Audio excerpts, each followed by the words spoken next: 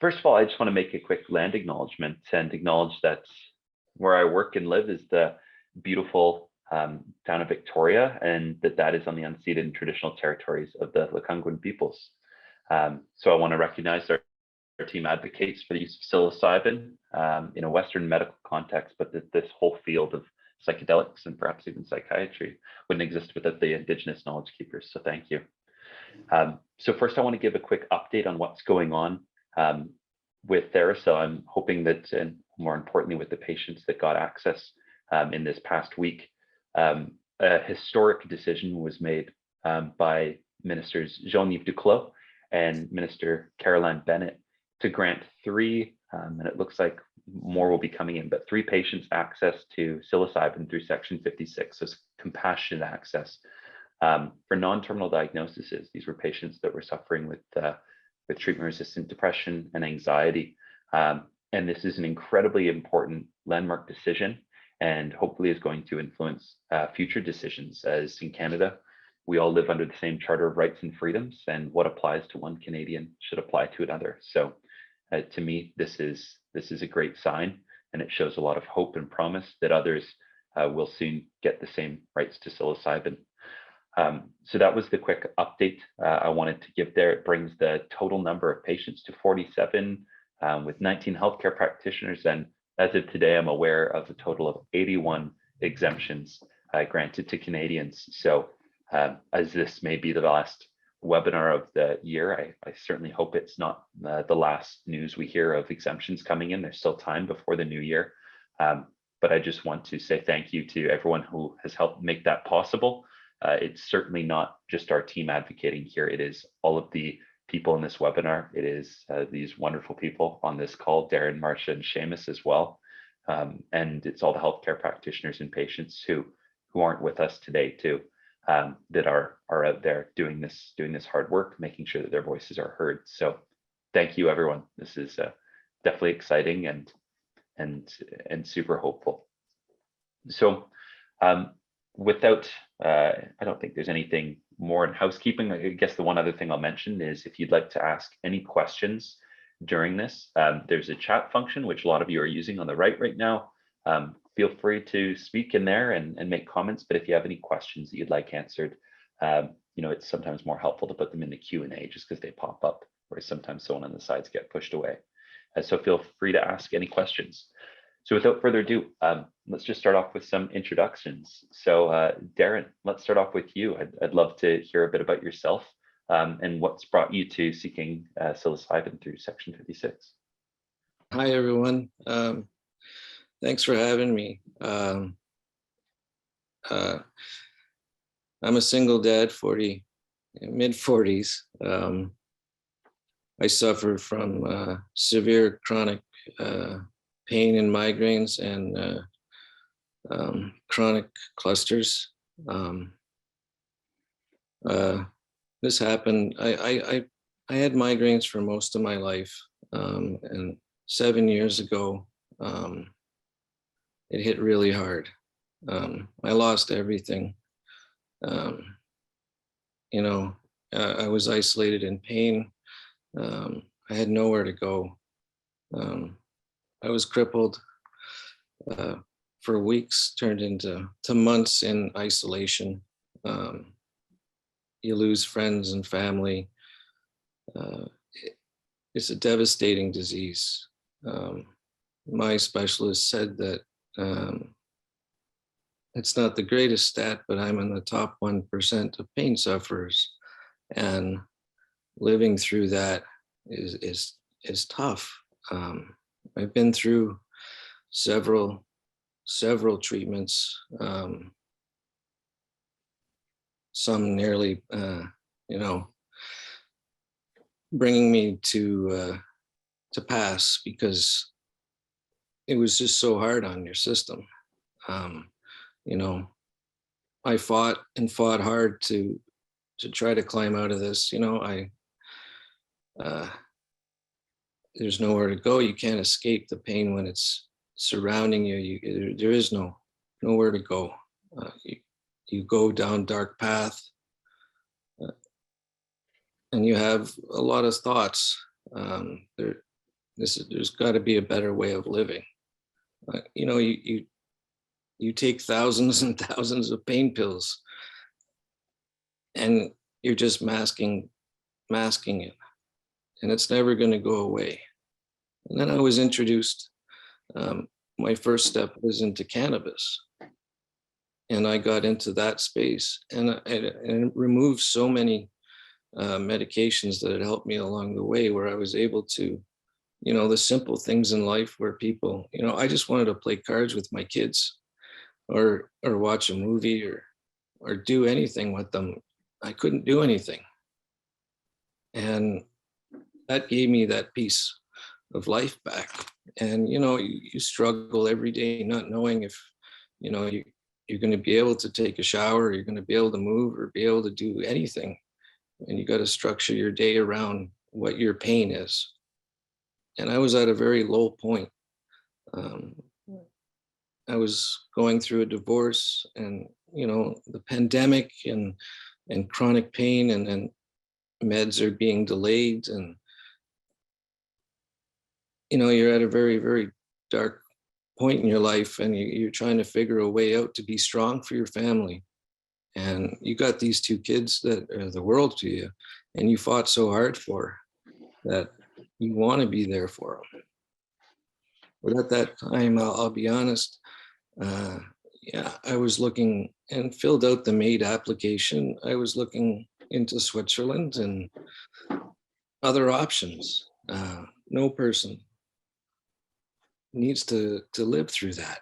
And, you know, you get your inspiration through different things. And I've mentioned this before, and my kids are my inspiration. I've said this to a great group of people that I met in my journeys.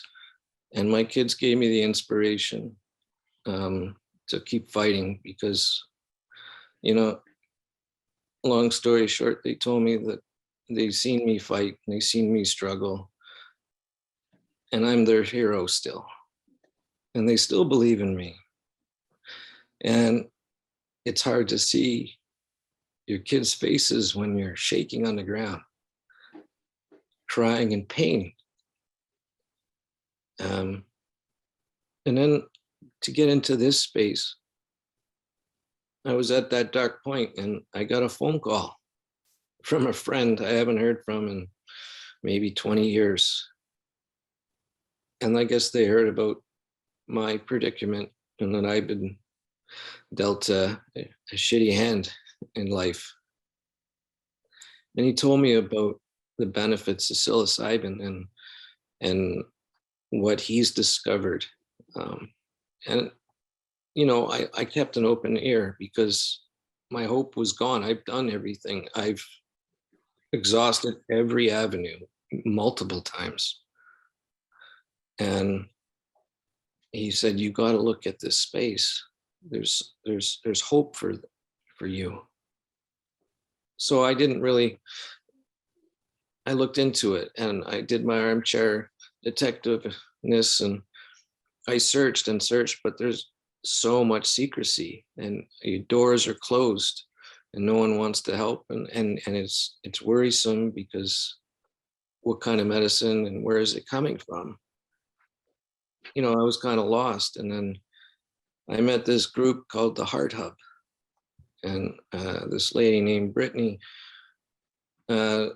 introduced me into a great organization that helps support you with people that are struggling with this, and they give you the tools and the peer support to talk through things, and therapeutic, where groups of people can talk. And then I knew I had to dig deeper in my research, and I found a therapist out of their goodness of their heart that would help me for free out of their goodness of their heart. And Moose, as I call him, he's from Dark Water Navigators, and he's in the space of psilocybin, and he's allowing me to unpack feelings and absorb things, and understand how things can benefit me through this therapy. So I found a great support system within these two groups, and TheraPsil was so graciously allowed me to join with them. And here I am today, honored to be a part of this group. I want to push this forward as much and yell it from the tops of the mountain, because there is so much benefit and stories of how much this can actually help people. It's not a potion to heal you, but it gives you the tools, enables you to understand yourself better, and helps with pain and so many other things.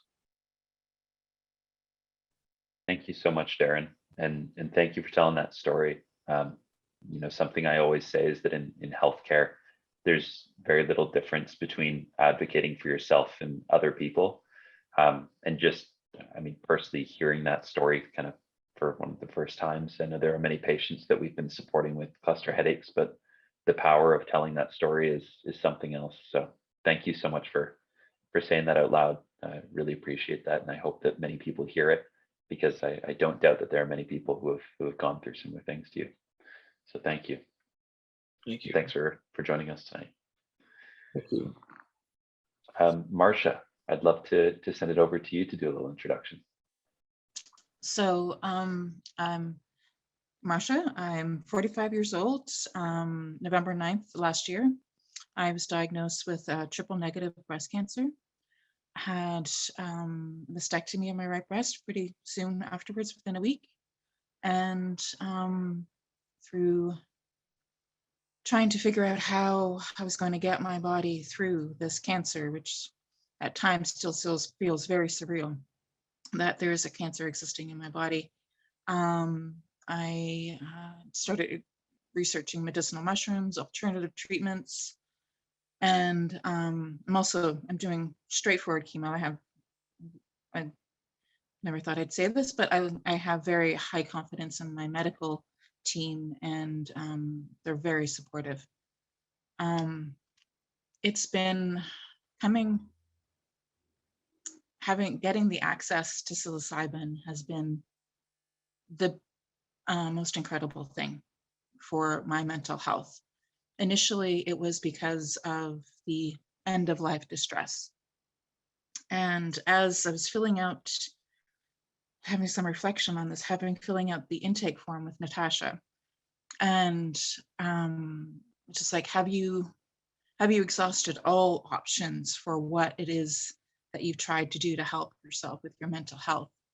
And now that I'm on this side of doing some psilocybin experiences, I can absolutely say without a doubt, yes, that I did exhaust all options, because nothing has helped my mental health the way psilocybin has in the past, just since August, since my first guided trip. It allows you to discover things about your own interior world that I've never been able to access before. Yes, I had the end of life distress. Like, I'm nowhere ready to leave this earth yet. But what drove me there, what got me to psilocybin, was the end of life distress. But what drove me to the point of a hard reality that I've had to face was my depression. My depression was so bad that it nearly killed me. Like, it really did. I ended up in the hospital because my health was so incredibly bad. And through the support of my medical team, now I have a mental health support, with the support of the psilocybin, the community that's come with the psilocybin. I would never been able to do this in the past. Full stop. Nothing has helped me. And I feel like sometimes I talk, sometimes sound like a hyperbole, but it truly is not. Like, when I say my depression nearly killed me, it nearly did. It wasn't because of suicidality. It was because of what had driven me there in the past through depression, through growing up in a very volatile household that was not safe. And in the past few weeks, with getting a new cancer news, and it's back and it's active again, it really has allowed me to see exactly how much it has helped me in my mental health. And I feel for the very first time in my life a sense of safety within myself and within my community. And that's so essential, like to have never felt that before, so in stark contrast. So yeah, that's what's brought me here. Thank you so much for sharing that. I really appreciate it. And Sheamus, over to you, please. Hi, everyone. My name is Sheamus. I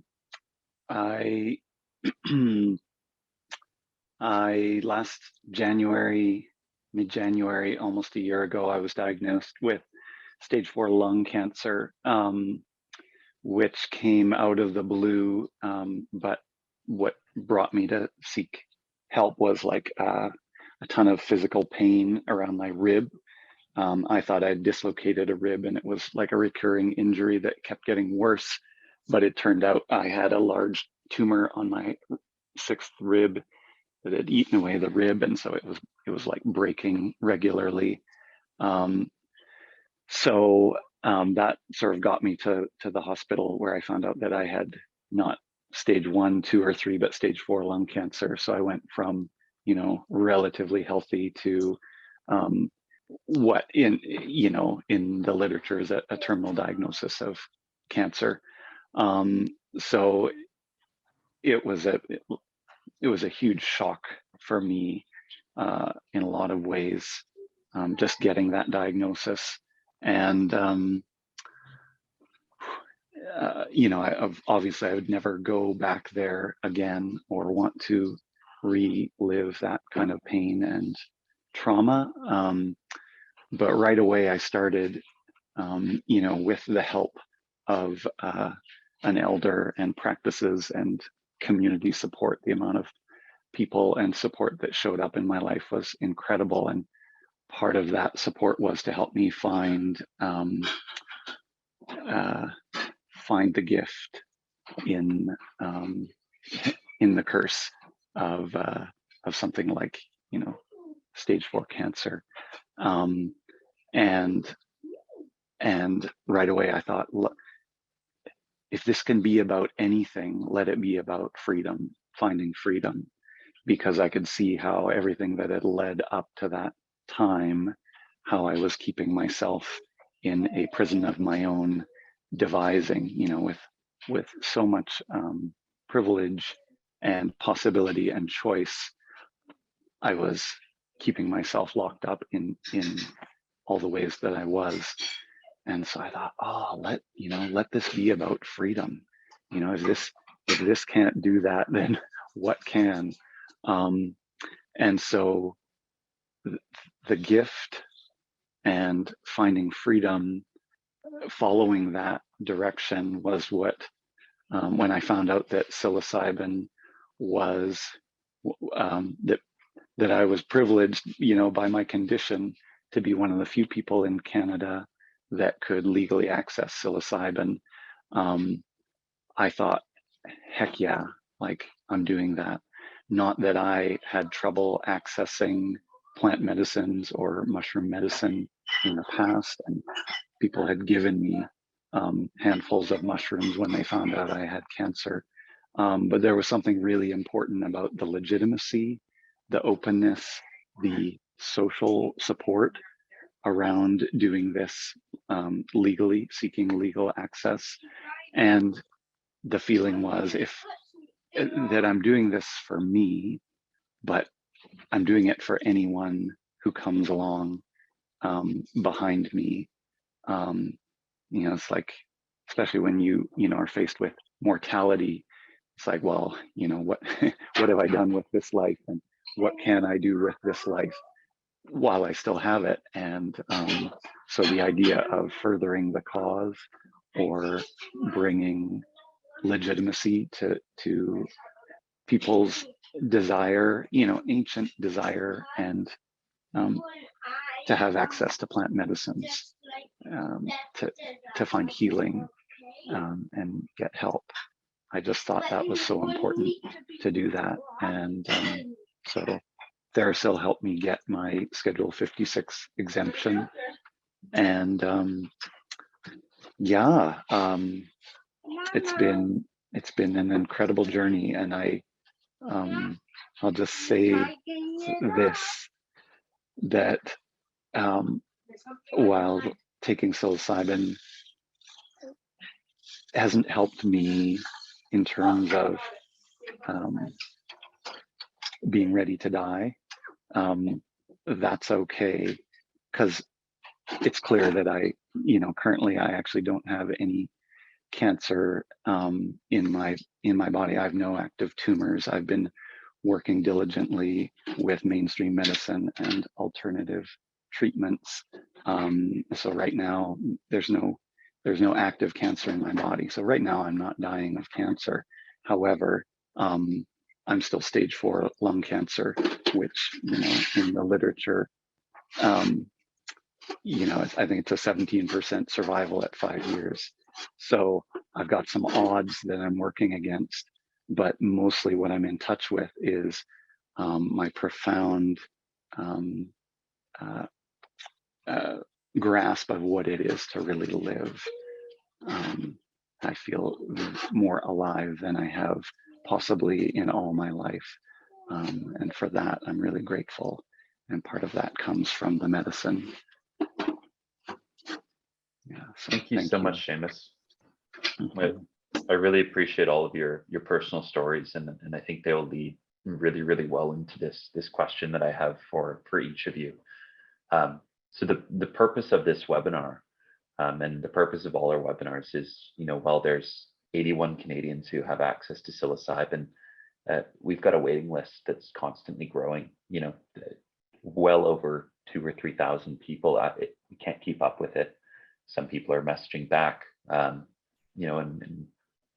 what needs to change is we can't rely on the nonprofit or on a handful of doctors to be supporting people. We need to educate more folks and create some policy change that allows for informed decisions made by doctors and therapists, the same people helping with other healthcare to be able to support patients. So this is really a question for all of you, and I think it's an opportunity to speak to maybe what you didn't have back a couple months ago when you were making your exemptions. But to turn it back on each of you, what do you want to tell the people out there who might have been in your position, either before you had psilocybin or before you heard about it? And Darren, I would love to start with you. One of the questions in the chat that's come up is has it helped cluster headaches at all? So I'd love to put it over to you and give you this moment to speak to many people who might have been the Darren of a couple months or years ago who didn't yet know about psilocybin. Yeah, it does help.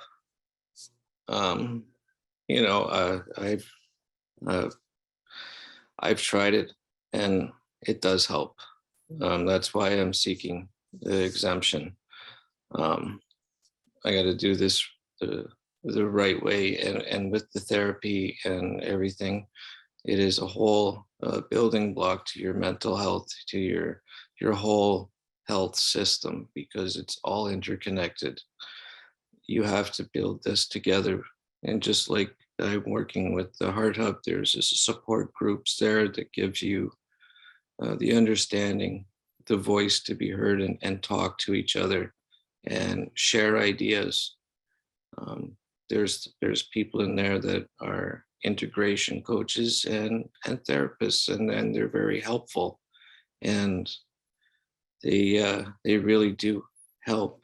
I'll say this: my specialist knows that it helps. He said it to me, and it's just illegal. unfortunately, at this point, but it does have benefits. And you do your research, and if you suffer from those type of ailments, there's still hope for us. I had lost hope. I really did. And this is shine a little light again. And TheraPsil and the group of people with the Heart Hub and and Moose have given me reason to go and keep searching for this, because can help so many people.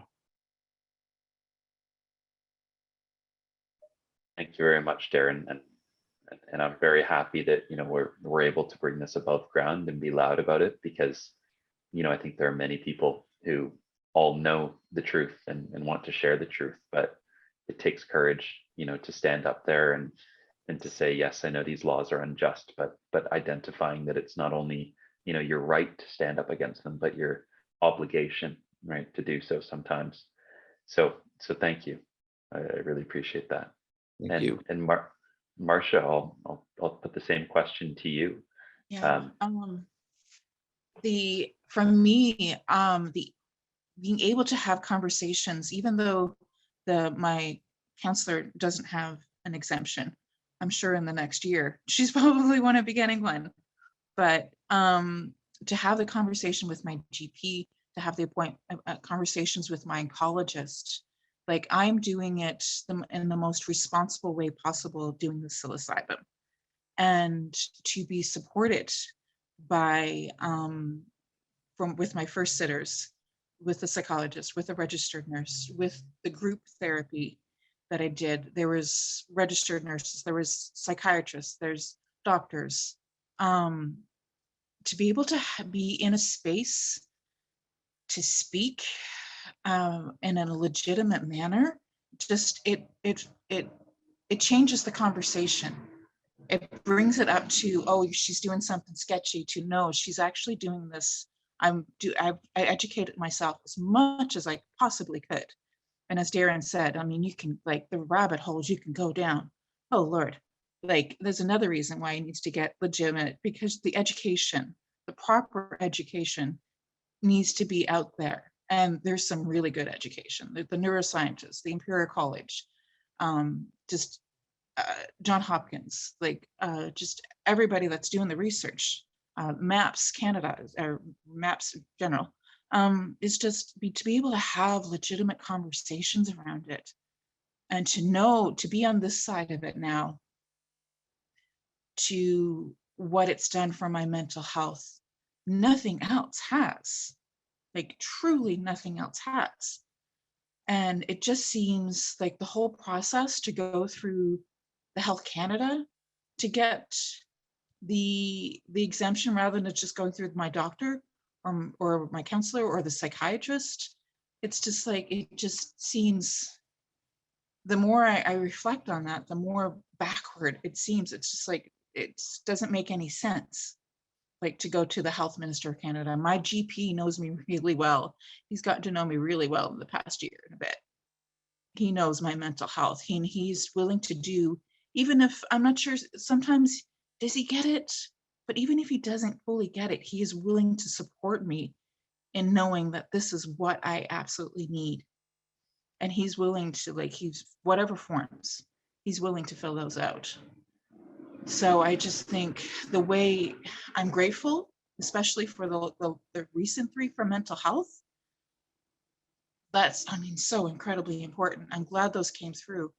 But considering all the people that are waiting, everybody who wants to do the training, like there's what, over 1,000 people waiting to do the training right now. The way it's happening right now is not working. It's not. I'm grateful for my exemption, and I'm grateful for the exemptions that's happened, but it's for what it can do for the worst mental health crisis we've been in for a really long time, the worst opioid crisis we've been in for a long time. Things need to change. They really do need to change. You're absolutely right, Marcia, and both you and Darren have gotten to the points about, practitioners kind of being in this gray area of supporting it, but not knowing if they can support it. And that's been one of the biggest challenges we've had as an organization. I mean, there's this gray area where many practitioners are unsure whether or not they can prescribe psilocybin, and we try and make it clear that this is not a prescription. It's supporting an application for exemption.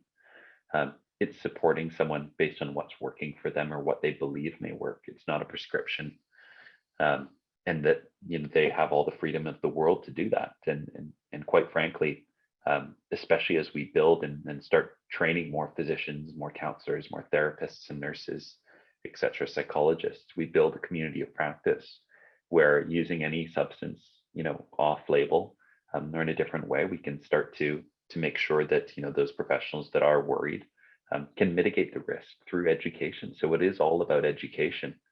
I'm sorry, I just think of the connecting your care specialists too. I mean, something we find is that there are very few care specialists that after they talk to one of the doctors who are seeing psilocybin working for their patients, we run into very little issues with people disagreeing, and there's more interest than negative comments. So it's almost like being able to lift this veil and say, look, everyone's interested in this. Let's just make sure that if we're going to do it, we're going to keep our wits about us and our senses and do it very carefully.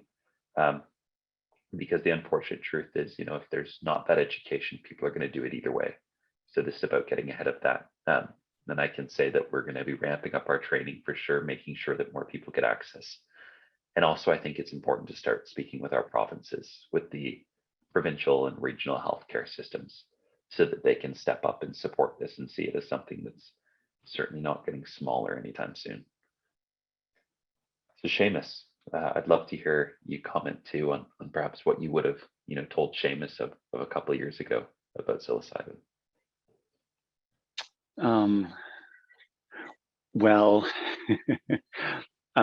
something, I'll answer that question with something else that I was just recalling, Marcia, that after our session together, because we did we shared, we had a group psilocybin experience supported with doctors, and my community thrives, and it was incredible. So Marcia and I were we were in different rooms, but we were in the room together, and we're still a part of a group that is holding space for that experience. And that was amazing. And I remember saying after, it's like, why did we have to invent a life-threatening illness to get us to the point of receiving help like this? It's kind of a joke. It's like, wow, we had to come up with something that was so critical that it made us go, wow, okay, what do I really need to do to get help in this? And it shouldn't have to be that way. You shouldn't have to be dying to find a response to life that includes something like psychedelic medicine or therapy. And Spencer, like what you said, giving, and Marcia, all of you have spoken to this, it's like giving the support and the context and bringing it out of the closet. People are doing this, but they're doing it without support, without information, without context, without being received by a community afterwards, and harm can be caused. It's like so just the importance of having the legitimacy, the support, and taking it from something that can create separation. Oh, here's a secret that I have that no one else can know. Either if I'm a therapist using psilocybin illegally, or whether I'm just a human using psilocybin illegally, that kind of stigma and secrecy causes harm on some level. Even if we can fully embrace it in ourselves, it makes it very hard to have the open conversations with our doctor, our counselor, our family, our friends, any public authority figure. And that really needs to change.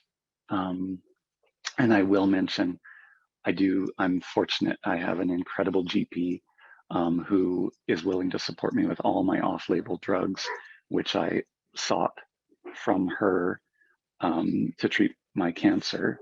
And like that's been a whole world unto itself.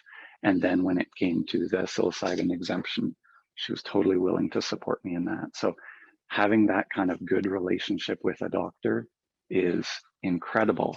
And it, unfortunately, it makes me sad because here I am connected with people around the world in terms of uh, using off-label drugs or supplements to treat cancer. I know literally dozens and dozens, if not hundreds of people who are pursuing this for their self, for them or as a caregiver for someone they love. And the number of people that have a supportive GP or doctor or oncologist that's really there for them and backing them is, on one hand, I could count the number of people that really say, oh yeah, I've got that person. Most of them are searching. And unfortunately, most of them are, I don't want to be heavy, but a lot of them are dying because they just can't get that kind of support, or that they don't have access to that kind of resource. And I feel bad knowing that I have a GP that will like go to bat for me 100%. I'm like, everyone should have this, not just me.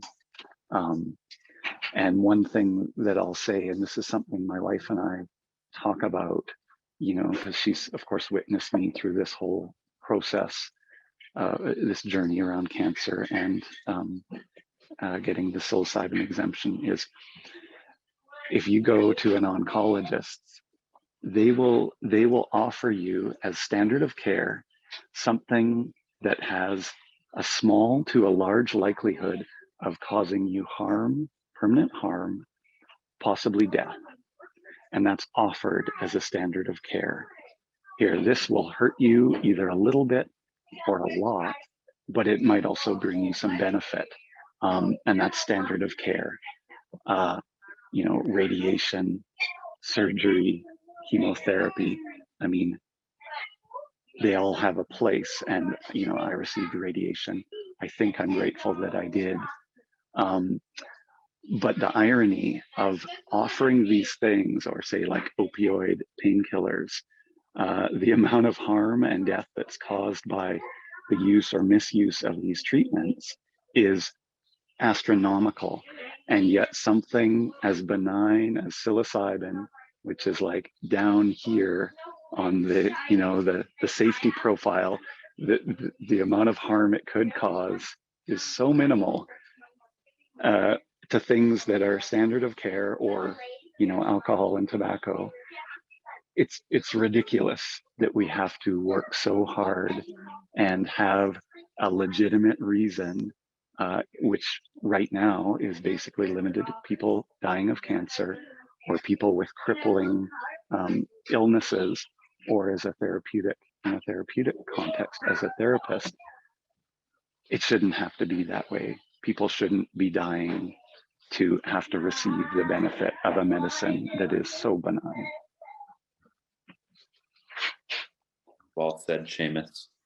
Very, very well said. And, the unfortunate truth here in many of the discussions that we have with the legislator is, there are certain ways that things are done, right? There are certain ways that we set up processes to approve new drugs in this country. And I would even assume that many of those doctors, right, that we speak of, the GPs, I'm sure there's real concern there for prescribing things and using drugs, period, right? Because of how dangerous some of the pharmaceuticals we've been using over the past, 30, 40 years are, how addictive some of them can be. And so I understand that there's this hesitancy, but I also, at the same time, agree with you that there's this need for innovation and courage and curiosity, and really understanding the side effects, the indications, that psilocybin is used for, and drug interactions. This education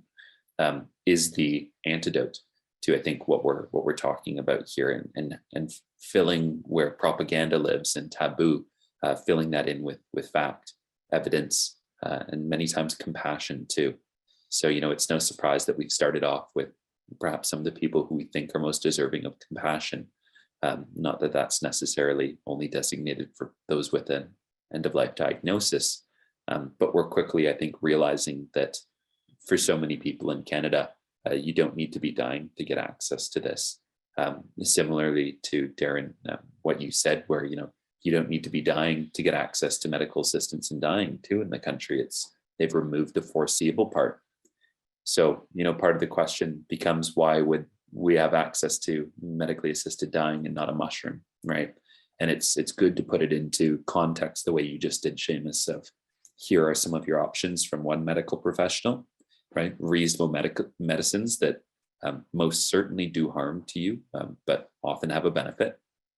And understanding that that's part of the risk of medicine sometimes, is weighing those risks. And of course, I don't know who said it here, but it's been said many times, who best to make that decision other than our doctors, right? And what better doctors than educated ones?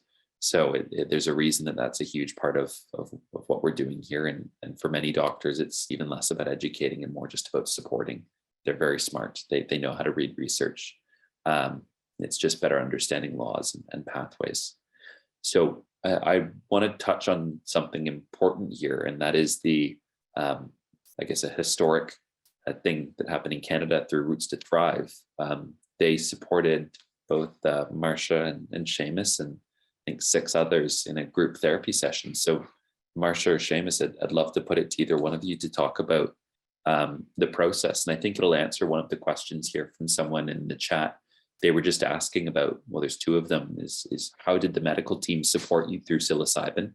And what was the treatment like? How many sessions were there on the medicine? So Marcia or Sheamus, either one of you, feel free to pipe in and maybe talk about that medical treatment. I can go first. Started off with being very thoroughly vetted through one of the oncologists. She was part of the lead doctors on it. There was 2 doctors, 3 nurses, 3 nurses, psychiatrist. It was very well supported, like medically, making sure that everybody is medically sound to go through the process. Our mental health was also addressed to make sure that we were in a good mental place to go through this, because that is just because you might have the exemption, you might not necessarily be mentally ready to go through this. And you do need to be mentally ready to go into psilocybin. The community that was met is just incredible. Like the community that's come through psychedelics for me has been so important. I've met like people on a very authentic level. Like people are very much sharing where they're at in the moment, and I really appreciate that with everybody in the group. So there was 6 sessions that we had, one evening a week. We meet up, and then we did only have one of the dosing session, just the way it worked this time around. I think next time around they do realize it was a little too short. So I think next time around they're going to bump it up to 8 weeks and maybe have another psilocybin session in there. I can see that being hugely beneficial to being 2 sessions for sure. And yeah, through everything of it leading up to, we had 3 sessions. And to get orientated to where we're at and what we're coming in with it for, why we're here. And then the day of, all the facilitators were there. There was like 6 to 8 facilitators. That I think about 8 facilitators, yeah, because there's pretty much 1 per person. And I know, like, just leading up into the day, like you have the last kind of medical kind of like make sure your blood pressure's fine and everything's all good. And then, leading up to it, I just felt incredibly supported in the day. With everybody in the group, I felt very much at ease through the previous sessions we had. I felt very comfortable in the group of women that I was with in that particular room. and was incredibly supported throughout the entire process, by both female and a male facilitator, which is quite interesting to allow myself to go into such a vulnerable. I was very uninhibited in how I was moving my body that day, and I felt very comfortable being supported, like literally physically had my back supported by one of the male facilitators, and I felt so safe in that space. It was kind of weird because I'm like, oh, I don't know what to make of this. This is so unfamiliar, but it's not uncomfortable. And the female facilitators just to be held, supported in just in a way, it's not something I've ever experienced before. It really hasn't. Like the August psilocybin trip that I had with the two female facilitators was an incredibly supportive experience. And then this was, equally as supportive and in community and connection. And I'm so grateful for it. I'm so utterly grateful.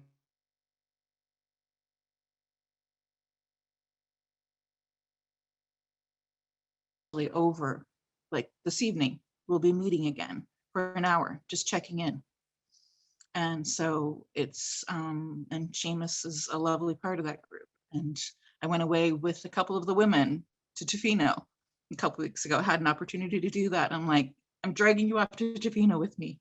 I had this generous offer gifted to me.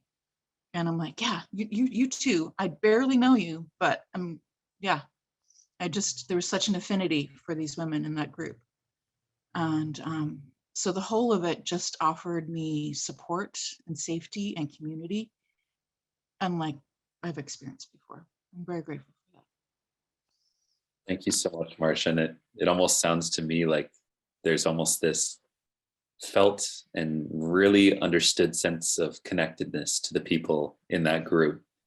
That's incredible. And sometimes it's just nice to know that, you know, even in this situation, the four of us here and everyone in this group, you know, to know that you have you know, people who are after and fighting for the same thing too, is also nice. So I'm super happy that this is happening in a group therapeutic context. It's just amazing. So Sheamus, anything you wanna add to that?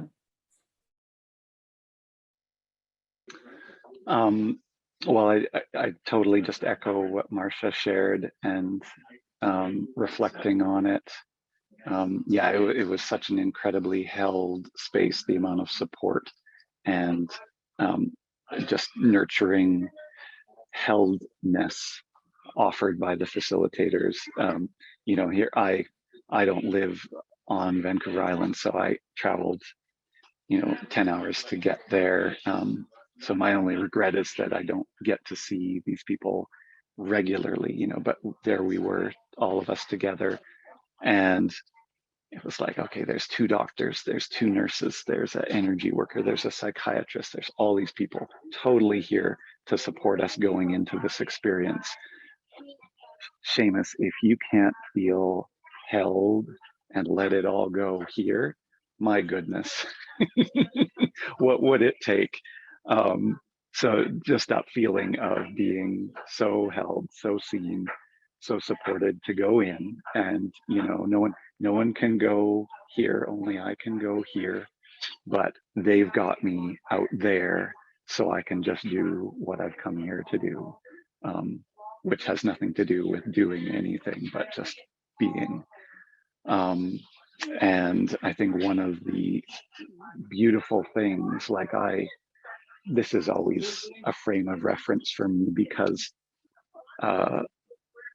separation, a sense of, you know, aloneness, differentness, specialness, has really influenced and permeated my life, you know, feeling different for whatever reason, having a story about my difference, my specialness, and I don't mean that in a good way. And so when I was diagnosed with cancer, it was like, oh, right. Cancer is a disease of isolation. And I'm not saying by any means that it's the only disease, but underneath it, it just became so clear this disease comes out of the separation that we feel from ourselves, from the world, from each other, community, friends, family, all of that. And so how do you heal separation? With connection, with community, with likeness, with kindness, being of the same kind, literally kindness. Those are what heal a disease of separation. And the psilocybin experience, because it was done in a group context with the support of all these facilitators, with full recognition from the larger community, medical and otherwise, sort of there was a lot of eyes from around the world that were witnessing what we were doing vicariously or with various degrees of separation. But just how, and then now knowing people like Marcia and all the other people that we are together in this group with, that was that piece of community and connection, both in the ceremony and continuing. Like now, here we are. I can never feel as alone knowing that there's 8 other people, all with terminal cancer. Even if I go to a dark place, and luckily I don't often, but the reassurance of connectedness, of sameness, of support, of likeness, of being of a kind with others, and not just others with cancer, but all sorts of others, that is just so present to me. And that is one of the, I shouldn't be surprised, but it was one of the most delightful things to feel come out of all this, is the sense of this can't be taken away. I am more supported and connected than I've ever been in my life, guaranteed. To hear, Sheamus. Thank you. Thank you so much for sharing that. And again, just echoing how important that connectedness is. I mean, we're a social species, right? It's what we do, and it's amazing to hear that, you kind of find that in this backwater, right, treatment, or seemingly backwater treatment, psilocybin therapy. But I think there's just a point to be made here, is that it's not at all, if anything, it's going back to the roots, adequately named Roots to Thrive, right? This is the roots of healthcare. It's where it started, coming together and supporting, not going into isolation. And so, Darren, I think we have time for one last quick question here, but I wanted to turn it over to you. And I realize that, we'll probably have to invite you back onto a webinar once you get your exemption and they are able to do some sessions. But in the meantime, I'd love to hear from you. Like, what do you think is necessary and needed to support other people who are suffering with chronic pain and cluster headaches and migraines? Is group therapy something that you think is necessary, or is it more about having, I've heard people using about a gram of psilocybin each week, just on their own? What are your thoughts and predictions for what might make it more accessible for people with cluster headaches? It's a lot of it is education and getting the voice out there. A lot of the, there's a lot of invisible illnesses and people are suffering in pain that we don't see. And this type of medication needs to be brought to the forefront. There's so many benefits. It is a community-based system. You can't do this by yourself. You need the support mechanisms. You need all of these channels and all these doors you can access, because you don't know what you may unpack, and you may not know how to face something or see something or how to interpret things, because there's other people out there that can share their experiences and dig deep into it and help you. and it's more of a community building together. The psilocybin does that great thing with depression, which is fantastic. It does great things with anxiety. I had an occurrence where I was in a panic state. I felt the pain was rising. I get clusters anywhere from 14 to 16 times a day. And that ranges from 15 minutes to 3 hours. And they call the cluster migraines the suicide migraine for a reason. It's horrendous. And this tension that comes in, you have PTSD of anxiety of, oh my God, how bad is it going to be this time? Am I going to be in an ambulance? What's going to happen? And this panic started in a public place, and I needed to leave. And as I was walking, I had taken a small amount of psilocybin at microdosing stages. And I walked, and I could feel the tension and the anxiety building. But then I had almost like a out of body experience where I could almost for the moment see my tension. I could see the panic. I could touch it, but it wasn't in me. And I couldn't interpret that. What is happening? I could see it. I could feel it. And I wanted to run away. But I could understand that it's there. It's something that I got to understand better. And it does help with, there's a lot of evidence and a lot of other people out there that they are taking a gram here and there, and it does reduce, or it puts them into remission. I haven't had remission, and I've been praying for 6-7 years for remission. And there's hope within psilocybin. There's hope within this community, and it's all coming together. Cannabis was a stepping stone in the right direction. And I think psilocybin has a place and home in this space for healing.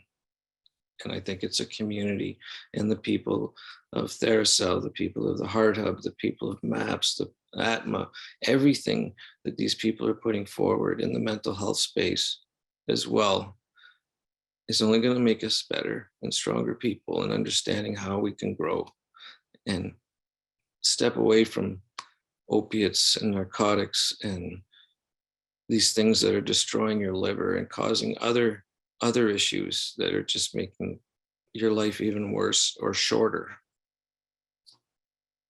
Thank you, Sheamus. And, hope is that light within the darkness. And so if all of this is only just for some hope, it'll all have been worth it. But I think there's even more to that. There's, this is working for folks. So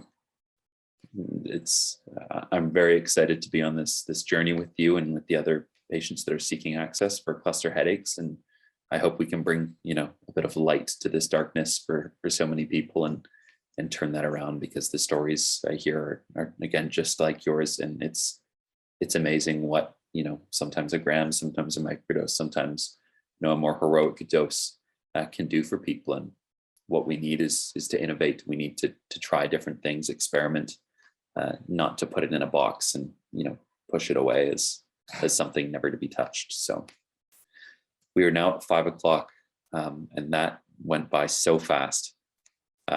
But I'm very, very pleased with how it went. That was an incredible detailed account of Marcia and Sheamus, both your journeys through psychedelic psychotherapy with psilocybin, and Darren, it was incredible to hear your story.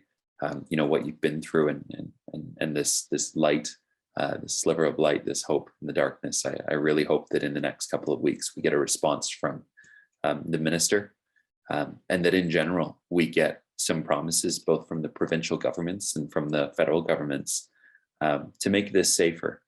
So yeah, that's my hope, is that this is safer, it's more transparent, so that we can understand who's getting access and who's not, and a bit more equal, so that no matter who you are, if it's medically necessary, you can get access to psilocybin in a reasonable amount of time. So Sheamus, Marcia, Darren, I just want to say thank you so much for coming on here, for being as brave as you are and courageous and sharing your stories. I know it's not always easy to get in front of a crowd of people and talk, but you're doing it, and it's definitely changing many people's lives, many Canadians, and hopefully the world. Okay, well, thank you so much, and thank you to everyone who showed up here to provide some space and to bear witness to this. I think it's important that we share this, so I encourage everyone. We'll have this video up and online so that you can share it with friends that you think might have been interested. And just in general, we appreciate all the work that everyone's doing out there, to speak to their friends, family members, to write to MPs, and to share stuff on social media, because that's organic, that's grassroots, and that's the way things change. So power to you all, and I hope everyone has a lovely holiday season, and thank you again for all your support over 2021. Marcia, Darren, Sheamus, take care. Take care, everyone.